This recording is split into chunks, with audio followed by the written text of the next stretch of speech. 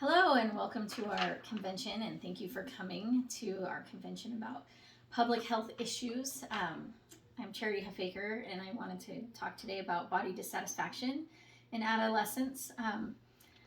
Oftentimes, or a lot of people don't know what body dissatisfaction is, and just to begin with, one of the reasons I chose to talk about body dissatisfaction is because so many of our youth and our adolescents are struggling with their self-esteem, their identity, who they are.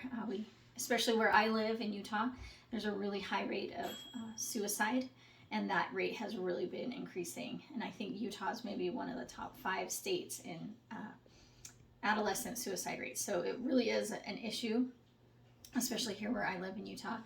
And for adolescents, one of the things that I learned is that 75% of all mental health issues can be traced back to adolescence, and that's when mental health issues begin. And so if we can curb a lot of the things that are happening in adolescence, we can prevent a lot of mental health issues in the future for these adults, and these behaviors that it leads to. So body dissatisfaction in particular is negative thoughts about your body or things that you don't like about yourself, and especially in relationship to what is considered a cultural ideal or celebrities. And so with media, and this will be a big concern for parents because, children are on media so much more. We have Instagram, we have all of these TikTok, these things. And so they're seeing celebrities so much more, and they're being exposed so much more to celebrities. And what it has caused is a low self-esteem, low body evaluation, negative thinking about their body. And a lot of adolescents have poor body image because of this thing where they keep comparing themselves to these ideal celebrities. And so it's happening. 50% of girls have body dissatisfaction, and 35% of boys have body dissatisfaction. Like, that's a really, really high number.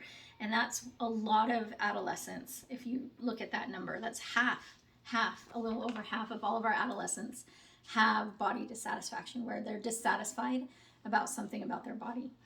Another thing about adolescents is peers. So their friends make a big deal, and that's who they want to be accepted by. And so if they have body dissatisfaction, they're not happy with how they look, then they also feel like their peers don't accept them.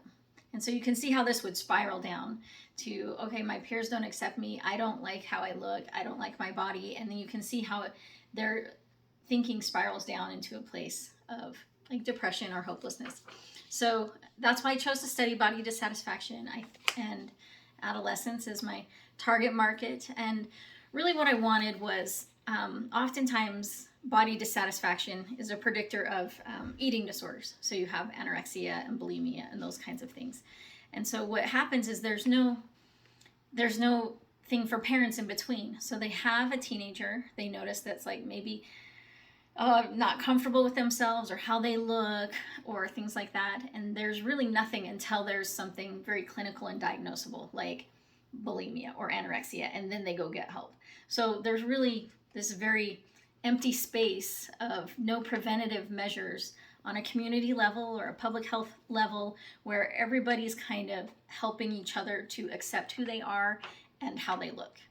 And so that's why I chose to study body dissatisfaction, a public health concern in adolescents, mitigated through dance movement therapy.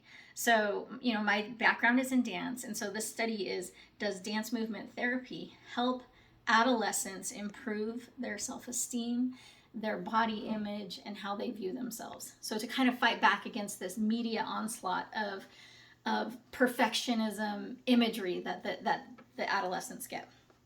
So the problem is body dissatisfaction. And the reason I chose dance movement therapy is it's not language based. So we have so many cultures and languages and places that people come from. It's not singular. It's movement based. So you could have Japanese students and be an English teacher, or speak English. It transcends the verbal communication. Plus, for adolescents, it's hard to access any therapy. Like, do they want to go to therapy, or do they want to go to a drum class with their friends and movement? And that's what dance therapy offers, is this kind of like community group setting where you could really help adolescents before it becomes clinical or it becomes worse, kind of a thing.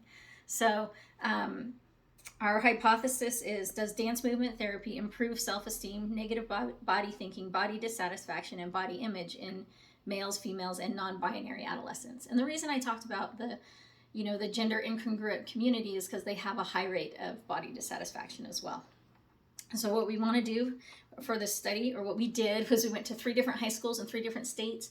We got all kinds of, races and cultures and ethnicities, and we did 8 weeks of dance movement therapy, and we found, we had a control group that didn't. We did some tests, and we found that dance movement therapy does improve body dissatisfaction in adolescents. And so we're hoping to change the way people view therapy, hope that adolescents can access this therapy, and really that dance movement can make a difference for adolescents.